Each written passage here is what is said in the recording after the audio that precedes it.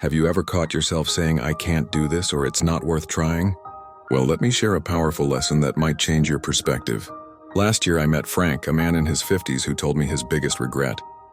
25 years ago, he dreamed of opening his own Parisian-styled cafe. He had refined his idea over and over. His friends loved the drinks he made, and he even found scenic location. But you know what stopped him? Fear. Fear of failure, fear of judgment, fear of the unknown. Today, every time he passes by that same street, he wonders, what if? Here's the thing about trying, it's the only way to give yourself a shot at success. Think about it. If you don't try, your chance of success is exactly 0%. But the moment you take that first step, even if it's small, your chances become greater than 0. Anywhere up to 100, so why not give it a go? I know what you're thinking. But what if I fail? Well, let me ask you, what's the worst that could happen? You might stumble, you might face setbacks, you might even fall flat on your face. But here's the beautiful thing about failure. It's not the opposite of success, it's a part of success. Every successful person you admire has failed countless times. The difference? They kept trying, they kept learning, they enjoy it all. Remember when you learned to ride a bike? You didn't just hop on and cruise away. You fell, got scratches, maybe even shed some tears. But you kept trying, and now riding a bike is as natural as walking. That's how everything works in life. And here's something we often overlook. Trying itself is beneficial regardless of the outcome. Every attempt teaches you something new about yourself, builds your resilience, and develops your skills. It's like going to the gym. Even if you don't become an Olympic athlete, every workout makes you stronger. I've learned that regret is far more painful than failure. Failure is temporary. It stings for a while, but then it fades. It may even fuel your fire. Regret? That's the kind of pain that stays with you, that whispers what could have been into your old age. So the next time you're hesitating to try something new, remember Frank's story. Remember that by not trying, you're not protecting yourself from failure. You're guaranteeing it. Whether it's starting that business, learning that instrument, or asking that person out, give it a shot. Because here's the truth. Years from now, you won't regret the times you tried and failed. You'll regret the times you were too afraid to try at all. So go ahead, take that first step. Your future self will certainly thank you for it. You know what's fascinating about human potential?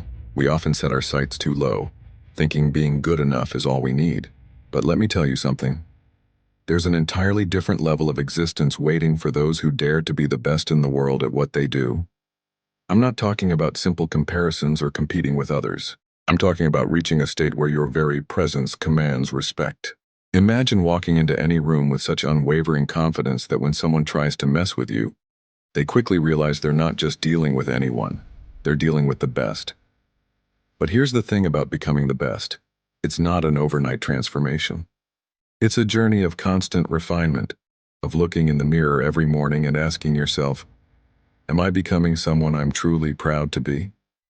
Because that's where it all starts, with self-respect and personal standards. I remember a friend I met at a Thai gym, Marcus. He was average at first, just like everyone else. But he had this fire in his eyes, this unshakable belief in his capabilities. While others were satisfied with basic routines, he pushed himself beyond conventional limits. 3 years later, he's not just a kickboxing trainer. He's the most sought-after expert in the region. Why? Because he didn't just want to be good, he wanted to be the best. The most beautiful part about becoming the best is how it transforms your relationship with yourself. You develop this deep, unwavering trust in your abilities. When challenges arise, and they will, you don't look around for someone to save you. You become that reliable force in your own life. That rock-solid foundation you can always depend on. Think about it. In those moments when everything seems to be falling apart, when the pressure is mounting and others are crumbling, what could be more powerful than knowing with absolute certainty that you can handle it? Because you've put in the work. Because you've built yourself into someone who doesn't just survive tough times but thrives in them. Being the best isn't about ego or showing off. It's about reaching a level of mastery where your excellence becomes your normal state of being. It's about creating such a high standard for yourself that excellence becomes your habit, your default mode of operation. Remember, when you commit to being the best, you're not just changing what you do, you're transforming who you are. You're becoming someone who doesn't need external validation because you know, deep in your core, that you've put in the work to be extraordinary. So I challenge you today, stop settling for mediocrity. Stop accepting good enough. Commit to being the best in your field, in your passion, in your life. Because when you truly become the best version of yourself, you don't just change your life. You inspire others to reach for their own greatness too. Have you ever heard the saying, the eyes are the windows to the soul? Well, there's actually much more truth to this ancient wisdom than you might think. Let me tell you why mastering the art of eye contact could be one of the most powerful skills you'll ever develop. You see, our eyes are directly connected to our brain. They're actually an extension of our brain tissue. This means that whatever we're thinking, feeling, or trying to hide, our eyes are constantly broadcasting these signals whether we want them to or not. Think about it. When someone's lying to you, they often can't maintain eye contact. When they're attracted to you, their pupils dilate. When they're angry, their eyes narrow. These aren't conscious choices. They're automatic responses that our brain triggers, making our eyes the most honest part of our face. I remember sitting across from a friend who was telling me everything was fine, but her eyes told a completely different story. They were darting around, slightly watery, and couldn't meet mine for more than a second. That's when I knew something was seriously wrong. And it turned out she was going through one of the toughest periods of her life. To truly understand people, you need to look deep into their eyes. Not just a casual glance, but really observe. Are they maintaining contact? Are they blinking more than usual? Do their eyes crinkle at the corners when they smile? Or is it forced? When you master the art of reading eyes, you'll find yourself making better decisions about who to trust and who to be cautious around. But here's the thing. While you're reading others, remember that they can read you too. Your eyes are equally revealing, broadcasting your thoughts and emotions to anyone paying attention. That's why it's crucial to learn how to protect your information when necessary. Sometimes strategic breaks in eye contact or practicing neutral expressions can help you maintain your privacy in situations where you need it. Think of your eyes as both a receiver and a transmitter in the complex dance of human communication. Use them wisely, and they'll serve as your most reliable tool in understanding the world around you. Just remember, in a world where words can deceive, the eyes never lie. Let me tell you something that changed my life, and I believe it could change yours too. It's about the power of thinking for yourself, something we often take for granted yet rarely practice fully. You know, I used to be that person who would constantly look to others for validation, for direction, for answers. Whether it was my parents, my best friend, or that influencer I followed religiously on social media, I thought that was the safe path, the right way to live. But I was wrong, so wrong. Here's the thing about following others blindly. It's like trying to wear someone else's shoes. They might look great, but they'll never fit quite right. You'll always be a little uncomfortable, always slightly off balance. Think about it. How many times have you agreed with someone's opinion just because you admired them? How often have you adopted someone else's values without questioning if they truly align with your heart? We all do it, and it's slowly erasing who we really are. Being truthful to yourself is like mining for diamonds. It's hard work, it's messy, and sometimes it's downright uncomfortable. But that's where the magic happens. When you start questioning your beliefs, when you dare to disagree with those you love, when you take the time to understand why you feel the way you feel, that's when you start uncovering your true self. I'll tell you something that really hit home for me. I once had a mentor I deeply respected. Everything they said seemed like gospel truth. Until one day they shared their views on something I knew deep in my gut was wrong. That moment of disagreement was terrifying, but it was also liberating. It taught me that even our heroes can be wrong, and that's okay. Your mind is like a precious stone. In its raw form, it might not look like much, but with careful thought, questioning, and polishing, it becomes something truly remarkable, something uniquely yours. And unlike borrowed opinions or secondhand beliefs, this is something that will never leave you. When life gets tough, and it will get tough, you need something solid to stand on.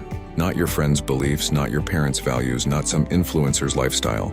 You need your own foundation, built brick by brick through independent thinking. So start today. Question everything, especially the things you've always taken for granted. Dig deeper into why you believe what you believe. Don't be afraid to change your mind when new evidence appears. And most importantly, don't be afraid to stand alone in your convictions.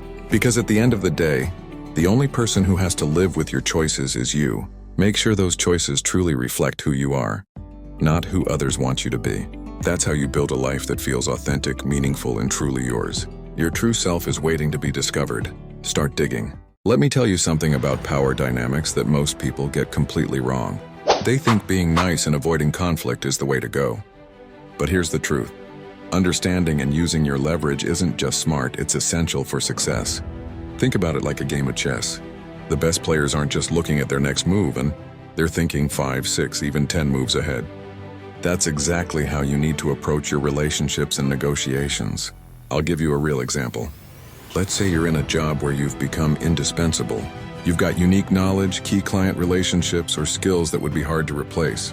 That's leverage, but most people sit on this advantage, too scared to rock the boat. Here's what successful people do differently. They subtly signal their power. They might casually mention other opportunities they're considering. They could strategically highlight their achievements in meetings. They're not being aggressive. They're simply making their value known. But here's the crucial part that most people miss. It's not about immediate gains. If you're just thinking about getting a quick raise or a short-term benefit, you're playing checkers while others are playing chess. The real power moves happen when you think long-term. Let's say you could push for a 10% raise right now. That might feel good today. But what if playing the long game could position you for a leadership role in 2 years? That's thinking 5 steps ahead. Now I know what you're thinking. Isn't this manipulative? But here's the reality. Every relationship has power dynamics, whether we acknowledge them or not. The people who pretend these dynamics don't exist are usually the ones getting taken advantage of.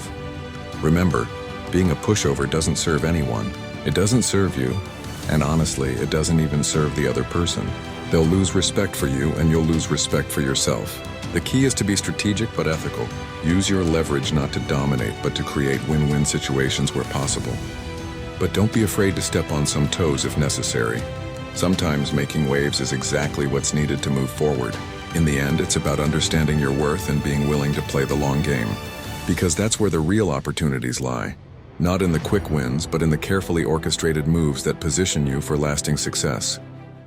Let me tell you about absolute confidence, not the fake it till you make it kind, but the real, unshakable confidence that changes everything. You know that feeling when you walk into a room and second-guess yourself?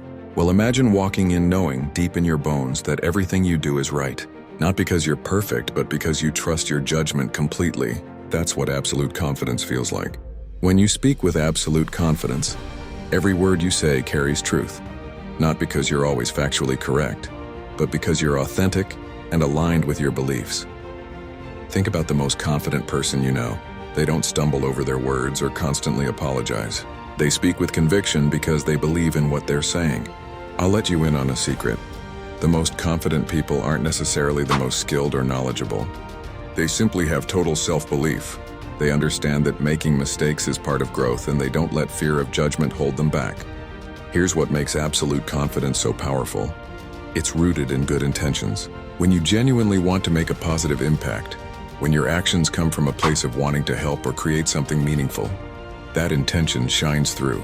Even in moments when you're not entirely truthful, maybe to protect someone's feelings or to maintain peace, people tend to empathize with you. Why? Because they can sense your underlying good intentions. They understand there's a solid reason behind your actions. The truly confident person isn't ashamed of their choices or decisions. They don't waste energy defending themselves or seeking approval. They know why they do what they do, and that's enough. Think about it. How much mental energy do we waste feeling ashamed or doubting ourselves? Every action you take should have purpose. Whether you're giving a presentation, having a difficult conversation, or making a life-changing decision, act with intention. Know why you're doing what you're doing. This kind of confidence isn't about being loud or dominant. It's about being so secure in yourself that you don't need to prove anything to anyone. It's about moving through life with purpose, authenticity, and unwavering self-trust. Remember, absolute confidence isn't something you're born with. It's something you build. Start by trusting your decisions, speaking your truth, and acting with purpose. The more you embrace these principles, the more natural this unshakable confidence becomes. Take that first step today. Walk into your next conversation, meeting, or challenge knowing that you're exactly where you need to be. Doing exactly what you need to do. That's absolute confidence, and it's within your reach. You know what separates the legends from everyone else? It's not just talent, it's not just hard work. It's what they do when no one's watching. Think about it. While others are out there having fun, scrolling through social media, or just killing time, the true greats are alone in their element, perfecting their craft. Michael Jordan would shoot thousands of baskets in an empty gym. Mozart would compose through the night while the world slept. These weren't just good at what they did. They became the absolute best. But here's the thing that most people don't understand. Greatness is born in solitude. Those quiet moments when you're alone with your dreams, your ambitions, and your determination, that's where magic happens. When everyone else is taking it easy on weekends, you're there, grinding, improving, pushing your limits. I know what you're thinking. Isn't it lonely? Yes, it can be. But that loneliness, it's not your enemy, it's your ally. It's the cocoon where transformation happens. Every hour you spend alone, practicing, learning, failing, and getting back up, that's an investment in your future greatness. Average people fear loneliness. Good people tolerate it. But the greats, they thrive in it. They understand that these solitary moments are actually precious opportunities. While others are distracted by the noise of the world, you have the chance to focus purely on becoming extraordinary. Let me tell you something powerful. Mediocrity is a choice. Being good enough is a compromise you make with yourself. But why settle for good when greatness is within reach? Every time you choose practice over pleasure, improvement over instant gratification, you're writing your own legacy. This isn't about becoming slightly better than average. This is about becoming the absolute best, the kind of person others look at and wonder, how did they get so good? The answer? While they were sleeping, you were practicing. While they were partying, you were perfecting. While they were settling for good, you were reaching for greatness. And here's the beautiful part. Time is the great equalizer. Consistent, focused practice during your alone time will compound. Days become weeks, weeks become months, and before you know it, you've accumulated thousands of hours of deliberate practice that others never even attempted. This is the secret that the greatest of all time know. Embrace the solitude, love the process, and use your alone time as your superpower. Because while others are trying to be good, you'll be becoming legendary. Remember, the path to being the best is often a solitary one. But the view from the top? That makes every lonely moment worth it. Your alone time isn't just time spent by yourself. It's time spent building yourself into something extraordinary.